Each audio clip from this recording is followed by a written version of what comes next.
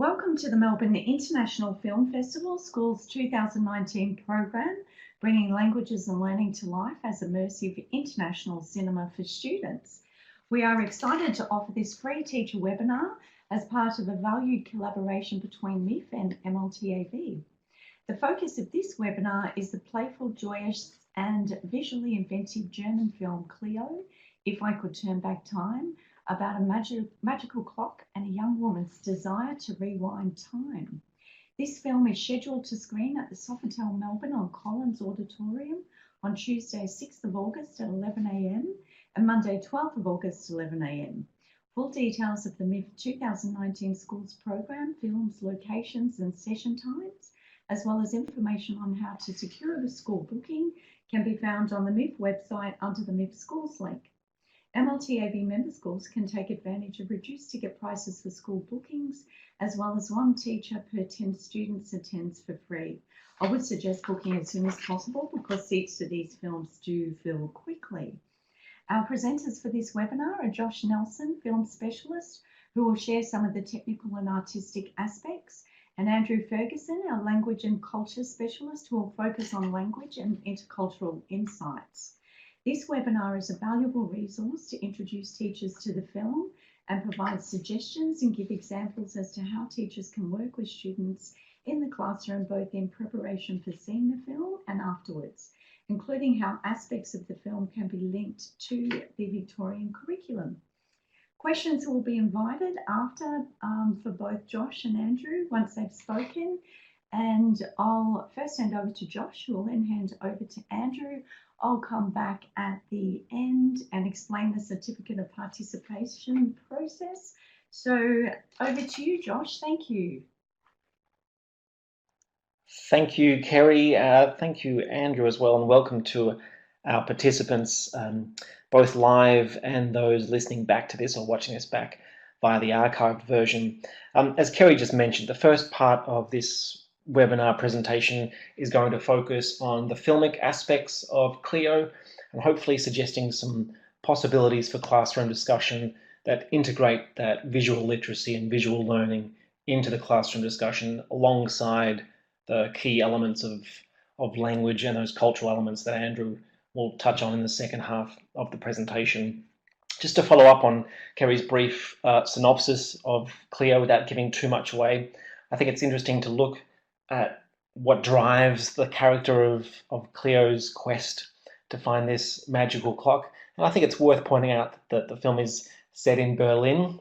It's a cliche, but city is very much a character within this film. Cleo has lost both her parents. Her mother passed away giving birth to her on the night that the Berlin Wall comes down in 1989, and her father dies in a tragic accident when Cleo's a young girl while she's searching for this magical clock. And her journey or her quest picks up again when we see her in her late 20s, perhaps early 30s, and she meets another adventure seeker named Paul, and he really kickstarts this quest to find that watch, to find that clock, so she can change the course of her history. That's a sort of relatively spoiler-free synopsis, and I'm not going to spoil too much, and certainly not of the ending. Okay, so moving on to the film techniques. And as I mentioned, I think it's really key, particularly for students who may not have had a lot of experience analysing films in a classroom context, that they enter this screening with at least some basic terminology and film techniques, and an understanding of, I guess, some of the purposes and functions of those techniques, just so they're watching Cleo with a critical mindset. Obviously, they're going to be focusing on the language and some of the cultural aspects, but I think it's important that students have a basic understanding of cinematic techniques and the language of cinema and how it's used by the filmmakers to explore character, to explore themes, setting, etc., etc.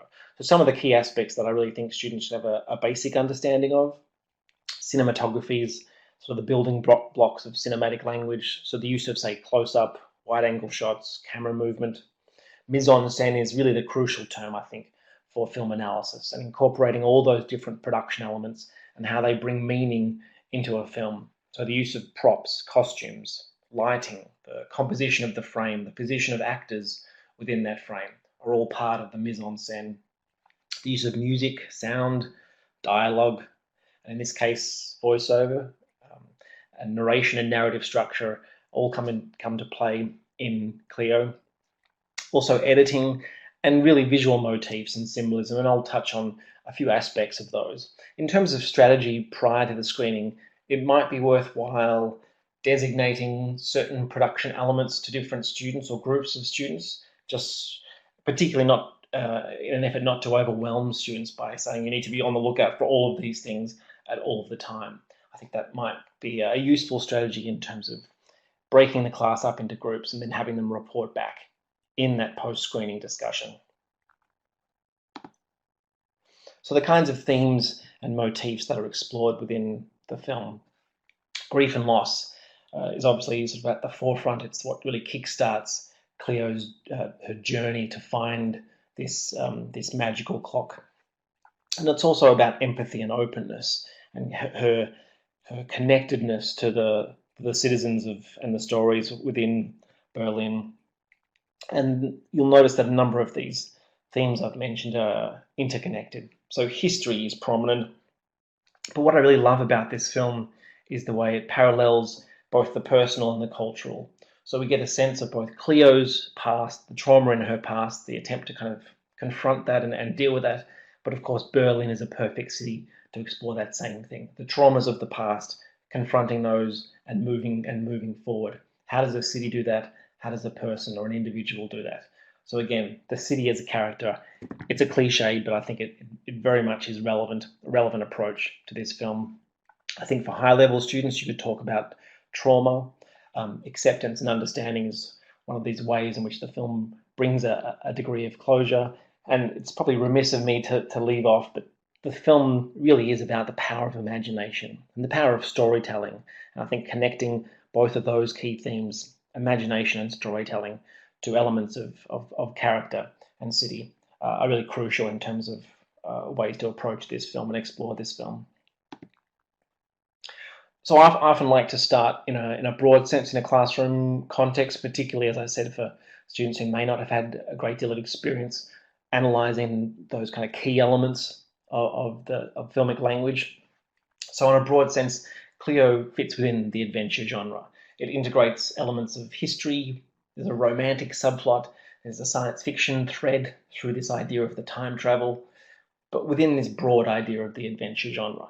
So it's a goal-focused narrative. That is, it sets out quite clearly that Cleo's goal, even if she's the reluctant hero at the beginning, is to find, to treasure hunt this mystical or magical item.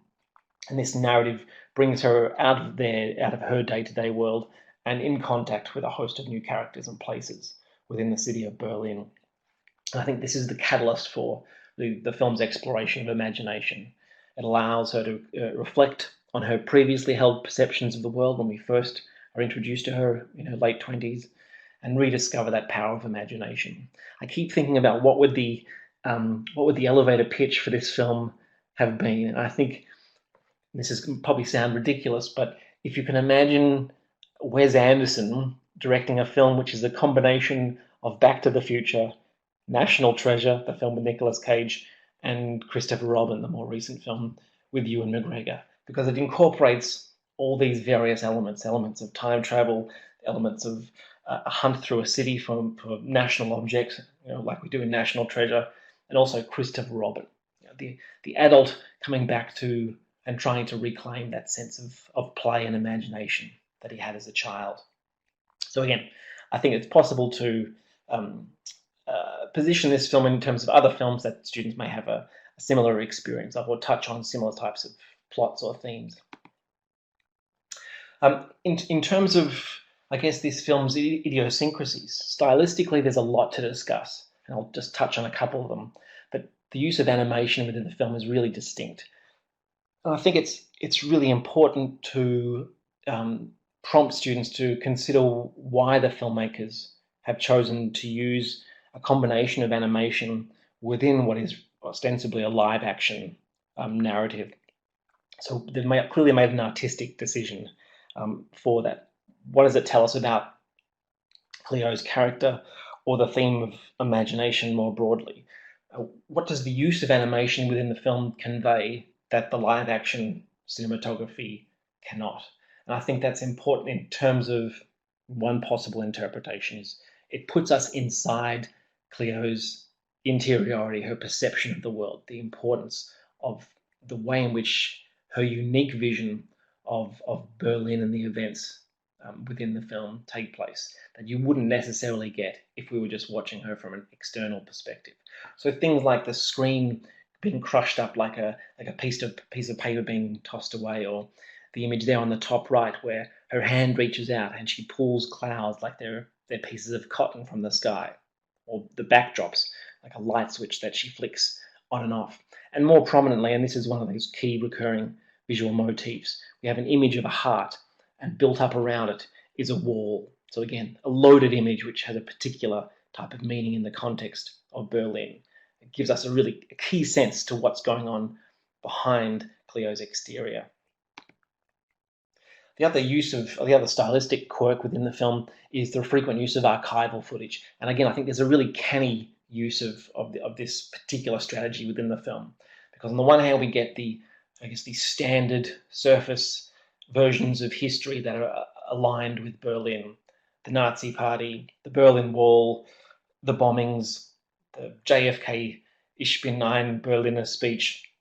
Again, all of these are sort of the things that obviously stick out on the surface, or the most common understandings of Berlin history. But I think this film is clever because it gives us those images, these iconic images of history, but then tries to unpack them. What's beneath the standard definitions of history?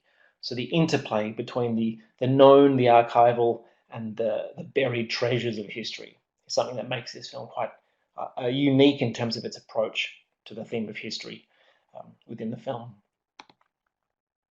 Okay, so moving on to some of these, I guess, the building blocks that I mentioned at the beginning. Just from a basic point of view, I think it's really key that students understand the function of a close-up. Why would a director use a close-up? Is it to emphasize the importance of an object within the frame, to create a connection between us and the character, or in the case of the image on the top right, to really put us within Cleo, here pictured as a young girl, her perceptual space? And then by contrast, why would a filmmaker use a wide-angle shot? To create perhaps a sense of distance between the audience and the character, which is really what we get there in that lower left image. So one of the first shots we get of Cleo, this high-angle, wide-angle shot of her by herself on the grass. It gives us an instant impression of her and a sense of isolation and her disconnect from others, which is sort of followed up in subsequent scenes. But also the recurring wide-angle shots of the city of Berlin throughout the film. These shots of Berlin at dawn, at dusk, at night, in various guises, intersect or intercut within the action sequences. So again, that constant reminder that the city is a presence within the narrative through that particular technique. Some of the other ones, just briefly, the point of view shot. So just as the animation sequences place us within her perceptual realm, the point of view shot, where in this particular scene, in a chase sequence, Cleo looks down at the edge of the building that she's about to jump off. So putting the audience inside, her field of vision. And this other technique, an editing technique of jump cuts that's used in a particular sequence, where a jump cut is any cut or edit that typically changes the foreground or the background in a way that almost gives the impression that there's been some sort of abrupt leap within the film strip. And here you have Cleo and Paul walking from screen left to screen right. And as they sort of almost seamlessly move across the frame, the background jumps to all these various places within, I think it's Berliner Strasse that they're walking along. So again, why would the filmmakers use this particular technique? What is it suggesting about maybe the city or the background or the different types or guises of Berlin? Again, I think it has quite a deliberate function within the narrative. Mise-en-scène is obviously key. I mentioned that it's almost the nuts and bolts of film analysis. So if you could pause a scene or a sequence at any one moment and say what, just from that visual design that's in the frame, all those elements working together, what impression does it give us of a character or a theme or a setting? And here you have a very interesting contrast between Cleo's apartment, where she wakes up, she dominates the frame. It's almost the impression of an adult waking up in a child's bedroom. So again, there's clearly a thematic quality that maybe she hasn't moved on in her life, and the contrast with the neighbour's apartment. This old woman whose apartment is littered with history, like objects of history. So again, this stark contrast between these two characters is really reflected in the mise-en-scène. The lighting, the use of props, costumes, the composition, and so on. And also these other key compositions on the lower images that suggest characters are in some ways boxed in, maybe even claustrophobic. And again, I think that's relevant in terms of Cleo's character, but also Paul later on within the narrative, who lives on a houseboat. For most of the narrative, he's a free spirit, and then the world starts to get him down, like we see Cleo at the beginning of the film. And the filmmakers use that frame within a frame to emphasize the fact that he almost seems like he's trapped now. He's lost that free spirit. The film opens with the title card. I think this is a point to come back to perhaps in classroom discussion. You'll notice, if you can read the German, that the English translation that I've provided is not the translation of the German. In fact, I've provided, I guess, what you'd call the common or standard English translation of the Heraclitus quote. But I've deliberately underlined the references and gender pronouns within that, because the German has adapted those. It's altered that gender context. And I think that's quite pointed decision by the filmmakers, not just because there's obviously a female protagonist, but I think it's opening up the Heraclitus quote to a different interpretation. But also I think you can look at the content of the quote itself. How does it reflect the events we're about to see unfold, the characters we're about to see, whether it's Cleo or Paul, particularly along the lines of time travel, using this quote about stepping in the same river twice. You can't, because it's not the same river and you're not the same person. One of the other interesting structural elements with this film is the use of narration. So it opens with this title card, and then we hear Cleo in a voiceover say, "They always put those profound quotes at the beginning. We cut to black. Can't this story start out differently?"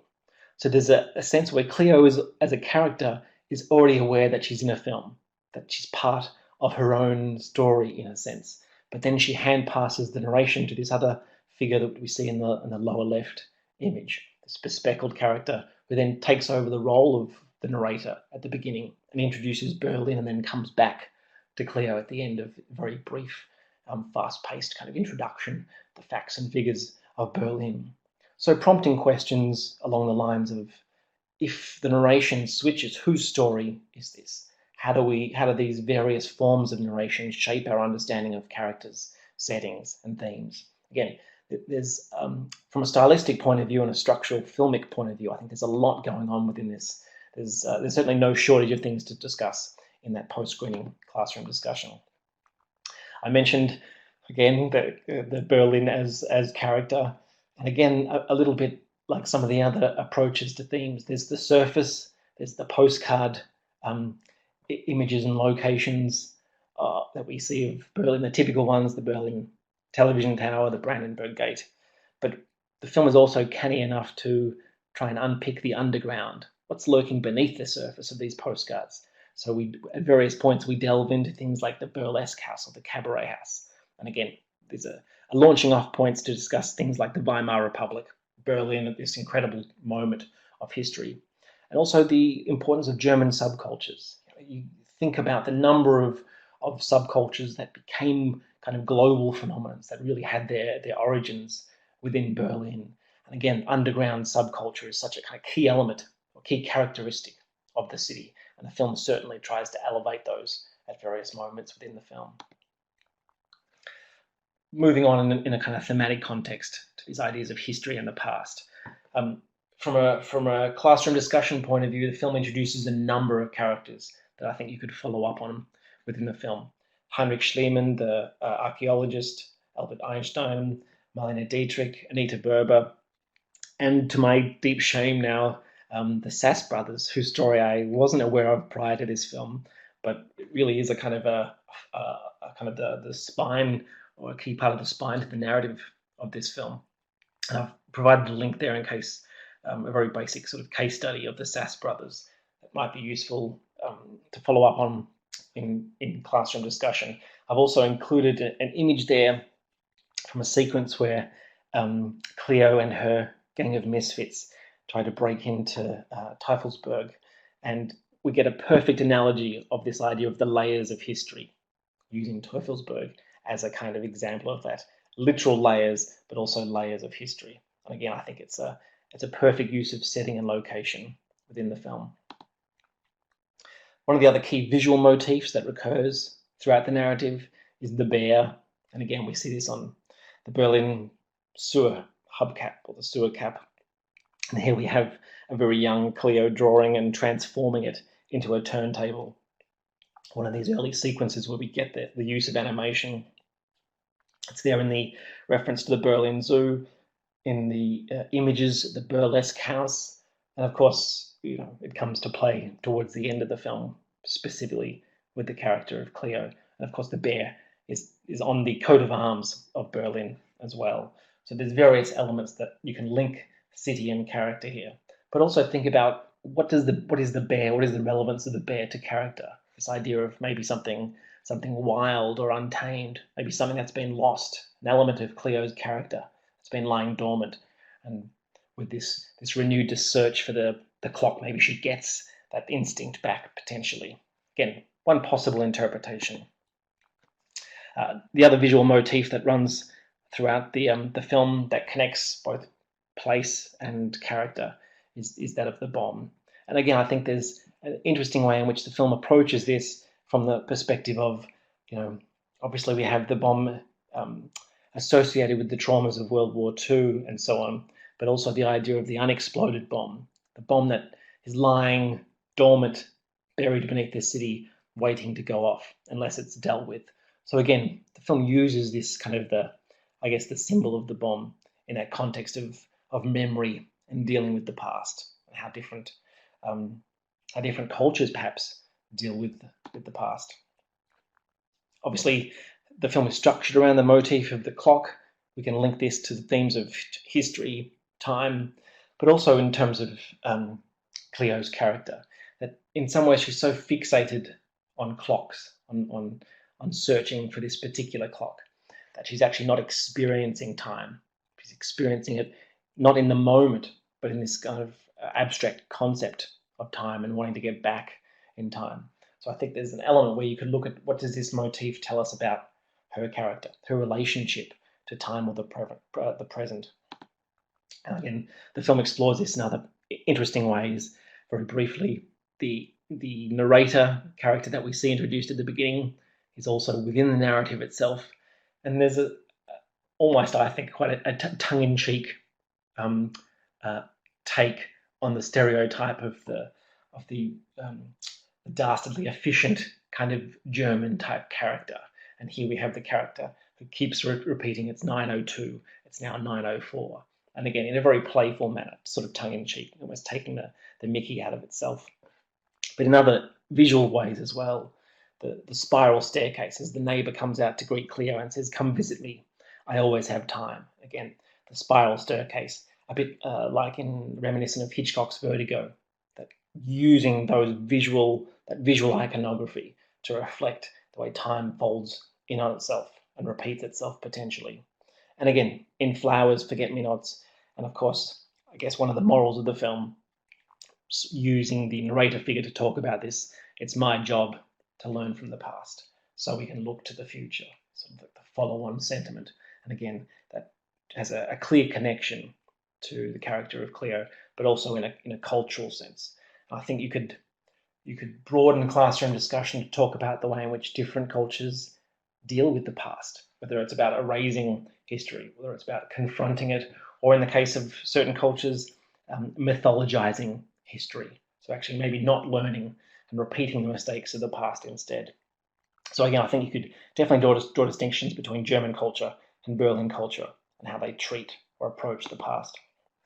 And lastly, before I hand over to Andrew, without giving anything away to the ending, has a certain roundness to it from a structural point of view.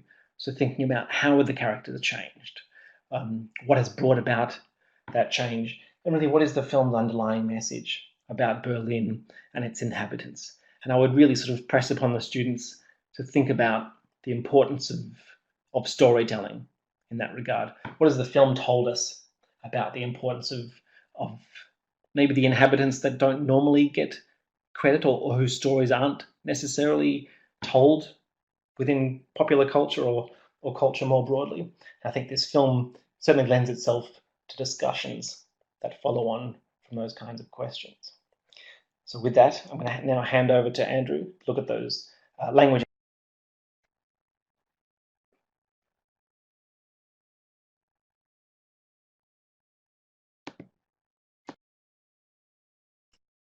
Thanks, Josh. And it's great to be working with you again on the MIFF webinar, and thank you for your fabulous insights. Just checking that I'm loud enough for everybody. Okay. Thanks, Kerry. So I'm going to look, well, first of all, welcome, Inga, Isabella, Kirsten, Lily, and Martina. Great that you could join us live, and you'll have the opportunity to ask some questions or join in the discussion after my presentation. So I'm looking at the language and culture aspects of the film, and hopefully these insights will help you if you're thinking of bringing students to the film in terms of preparing them in particular and how you might work with them after the film. I've just put a couple of comments there from my point of view as a teacher. Because there is not graphic, but there is the depiction of the death of both of Cleo's parents. Perhaps that's a consideration if you have some students who might be in a similar circumstances. And a very small alert that in reference to Anita Bauer in the Burlesque Club, there's a very brief partial nudity in one nightclub scene. But I shouldn't think that this would disturb parents or generally be of concern to you in taking students to see the film. In thinking about where I think students could best work at this, I see it, but it's not restricted to, because it is 10 plus, I see it as teenager, and I've chosen just to take the year 9 to 10 content descriptions from the Victorian curriculum. From the 7 to 10 sequence, and this is potentially the audience that most teachers would think about, I think. Also, the film is, I think, ideal for the VCE. It hits on all three themes: the individual, the German-speaking communities, and the changing world, at least for this year, knowing that these will change slightly next year. And would, I think, be a great basis for a detailed study, as there's so much going on in the film that's rich for discussion. If you want to get a look at the trailer for the film, this will give you some ideas of the moving images as well as the screenshots that Josh has provided in the PowerPoint and will be in the webinar. In thinking about how to work with the film, I think it would greatly assist students' general understanding of the film's themes if they had a good understanding of the history of Berlin. And I'm not suggesting that you attempt to cover all of this before you go to see the film, but from the start of the 20th century and thinking time-wise, the fall of the wall is a critical element of the film, I think. And if students have no background understanding of this, they'll be struggling with particular moments in the film. And I think the significance of the Berliner Bear is also important. I've given you a couple of URLs there. The historical figures mentioned by Josh, as well as some key Berlin landmarks, and I've listed a lot of those there. I think priority-wise, I would look at Die Siegessäule and Grünewald, Alexanderplatz and the Berliner Zoo, and the Brandenburger Tor, but it doesn't play a critical role in the film. Also, the Die Oberbaumbrücke features quite a bit, and I think that might be useful for students to have looked at in advance of seeing the film. Some of you will be aware that MLTAV has come up with this nice framework. We use this in conjunction with the National Gallery of Victoria, but also with MIFF in looking at films. And it sort of goes from lower order thinking to higher order thinking. And a lot of the keywords fit very neatly with the Victorian curriculum. And I should note also there the Australian curriculum if you're using that. So noticing the content, interpreting the content, creating another language-based text type, and evaluating the experience. And this is all underpinned by an intercultural approach, which indeed the Australian and Victorian curriculums are as well.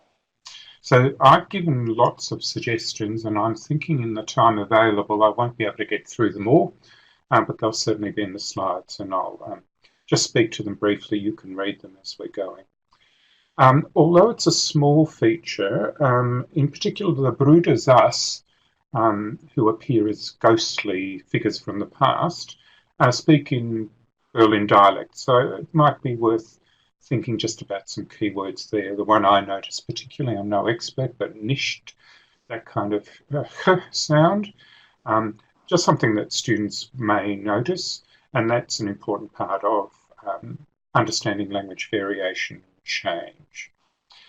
Also, a very interesting point, and you might have to flag this with students so they notice it particularly, when Cleo gets to know Paul, there's a switch of register very quickly, and I think that's an interesting talking point as to why that might happen. I was thinking that because the film is very much about how significant personal events shape your way of thinking and communicating, students might reflect on personal events that have influenced their cultural identity. And in particular, and I won't give it all away, but the way Cleo communicates and thinks develops throughout the film. I've put there, in particular, and Josh alluded to the animation, the image of a heart being open or enclosed, or the brick wall around it falling down. And her life philosophy at some point is ein Schritt nach dem anderen, and I think that's a reasonable thing to talk about. Also the quote, du kannst nicht zweimal in denselben Fluss springen. And if you've got some linguists in your class or you're particularly interested in that, I think it's also useful to look at how that's been translated into various languages. Josh has alluded to that as well. The filmmakers have obviously, I think, decided to direct it informally at the viewers, and that's why they've chosen the dual form. But it's I did an interesting bit of research as to the fragments that have led to what has become a kind of amalgamated, accepted saying in English and in many languages. I think you can look at the change in languages over time. The historical figures in the film use German slightly differently from Cleo and Paul in particular, and I'm sure the students will note that there's a few English words that have simply been adopted into modern German that are used through the film, and I think that's a great way for them to get an idea of how language changes over time, influences of globalization, etc. The power of language, I think this is really important for students to reflect upon, and they could think about how they use English or other languages that they have to influence others' decisions, inspire others, and change their attitudes and beliefs. There's a lot of this use of language that goes through the film, and Paul in particular uses this in a very subtle way to change the way in the end that Cleo thinks and uses her language. I thought an interesting way to venture into the film, as Josh mentioned, the city has a persona in the film which is very strong.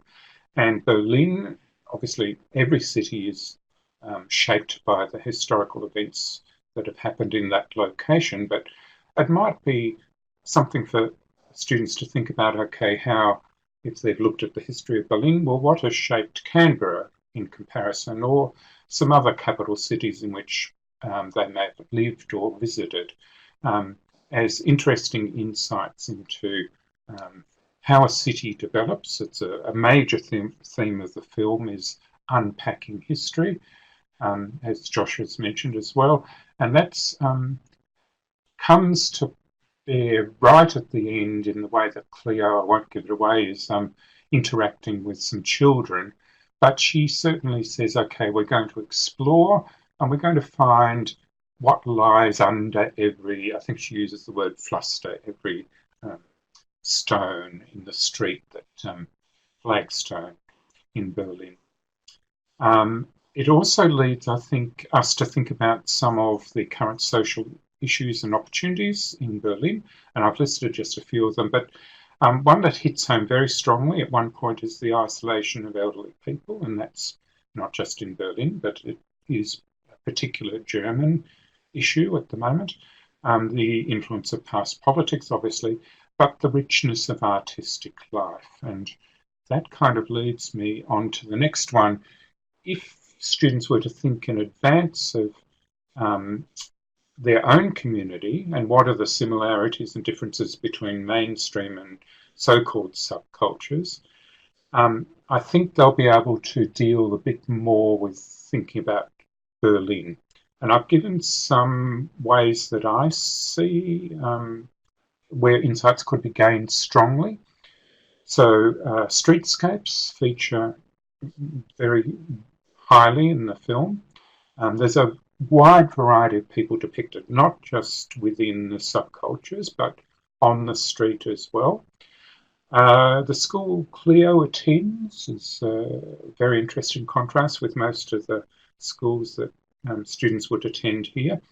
And the work she's involved with, which is initially with adult tourists and is later with students. So they're just some of the focus points if you want to flag them with students before they go and see the film that might focus their attention. These are suggestions, and I thank Carly Farmer again for her ideas. We use I use these every time. When you come to the communicating strand, you want to look at translating. I think there are some ways that you could work with the subtitling in the film. So encourage the students obviously to notice the subtitling. Many of your students will be using these subtitles. And they, at some points, the subtitling is not dense and they might be able to notice an interesting translation of something. And they could then perhaps film themselves speaking with friends in English about seeing the film as a way of working, and then insert German subtitles into their film, making decisions about how to translate appropriately. So I think that this is the guts of the translating substrand. And you're going to obviously ask students to reflect on the process of translating, including how culture plays a role in transferring meaning, and what they found difficult and perhaps easy to translate and why. Noticing and interpreting again, and Josh has listed some films that involve time travel. I found an interesting Wikipedia list of television series that include time travel, an enormous list. And students will have read books, viewed some of these TV series, perhaps seen some of the films. They're going to have their ideas. And this might, rather than doing a straight film critique or review, especially at BCE, this might well be an assessment task, they could incorporate a comparison with some of these other texts or information. So comparing the issues with time travel as depicted in Cleo, the film Cleo, and how this is explored in another text is sometimes a way of students gaining access to these ideas and writing a richer review or critique. In terms of generally the socialising part of this, so if you want to also do that, perhaps think how you might survey each other in German, students that is, or the teachers as well, to identify the types of film they like to watch, what they've seen lately, etc. And perhaps come up with a list of the top 10 movies for the class. The movies and TV shows they see can be in any language, they don't need to be in German. If you are lucky enough to have a partner school, perhaps you could involve them in a similar survey, and that'd give a really rich contrast there. And perhaps in planning an excursion to the MIFF film, if you're lucky enough to be able to do that, perhaps involve the students in that planning, and hopefully a lot of that would be able to be done in German. So they're just some ideas of how the socialising substrand could be incorporated. And some ideas for reflection. I'll finish up pretty soon, so we've got time for questions.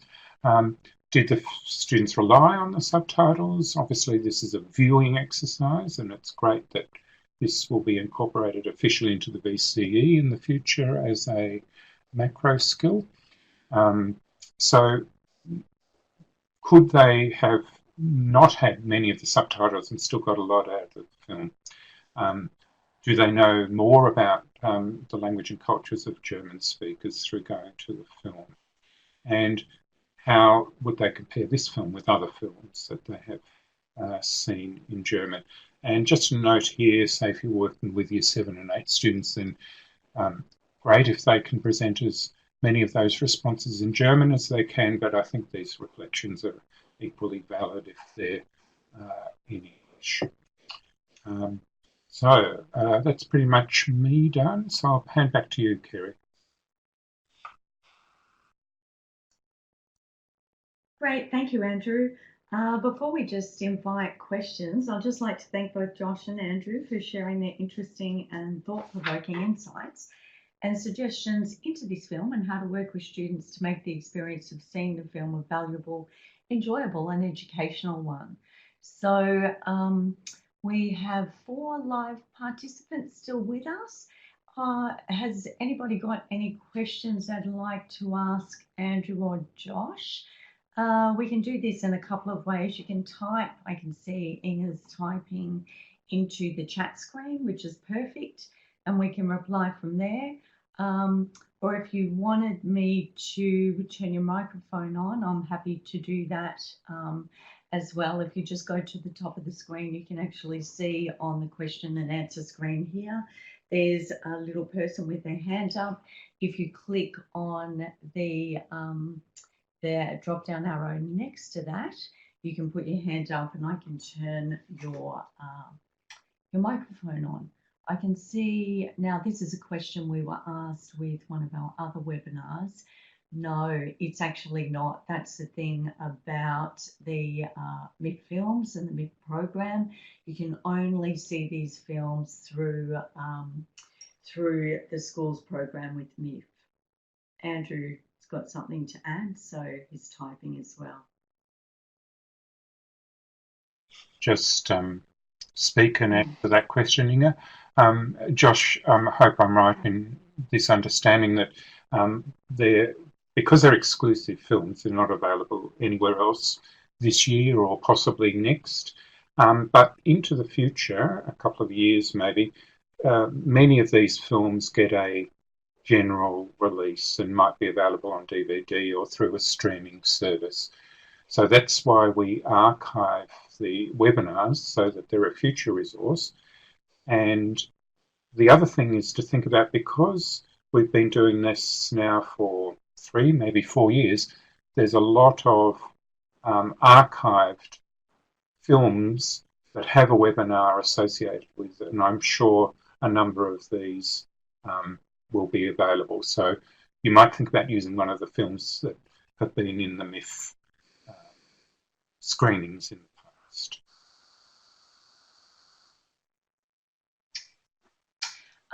Inga, I can answer that. Where are the webinars being archived? We make them available during each program of the year. They're on the MLTAV website. On the homepage under What's New, there's a link which will take you into the archive versions for this year. MIFF Web Schools program website, again, they'll actually have the archive versions there, point you to how you can access them. The past years, I'm just trying to think if they're currently on the MLTAV website. What I might actually do, we usually take them off afterwards, but we can certainly make them available, and I'll check that and make sure that the past webinars for previous films are on there going back over the last couple of years.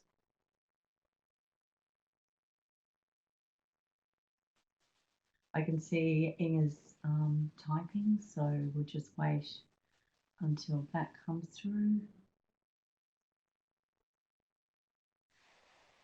Yeah, I've actually, in terms of the archive versions for this year, I've got them on the website. We advertise that in our publication. So we've got an edition of our newsletter going out in June, and that will definitely have any archived links of webinars that we've already run for this year. It also has the live links if we're yet to run them this year. And I did send an email out to all MLTAV members. It also went out via AGTV network, which had the current archived links for this year, plus the live links for this year as well. So we'll certainly continue to advertise them through different mechanisms. And I know that MIFF advertise them directly through their networks as well. So we'll definitely continue to do that.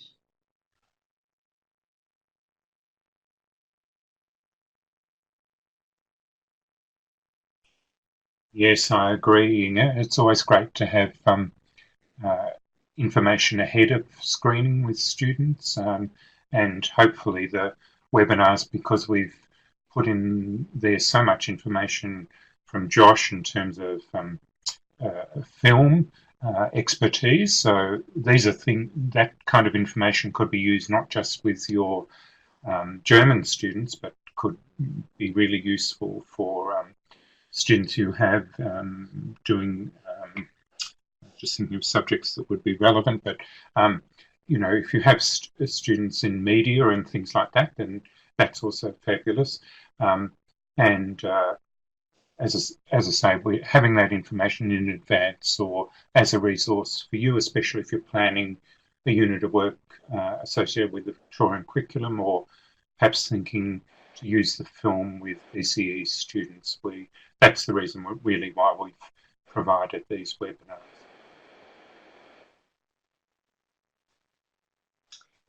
That's great. Thank you. Any more questions from anybody else? I'll just start to explain the certificate of participation process. Oh, thank you. That's great, Isabel. So on the screen now, you'll see a SurveyMonkey link, which this will be obviously available via the archive version that will be placed up on the MLTAV website, so you can access that particular link. If you go into that, there's a couple of questions just to give us some feedback on tonight's webinar. And then once I get that information, I'll have your email address. I'll develop a certificate of participation for 1 hour.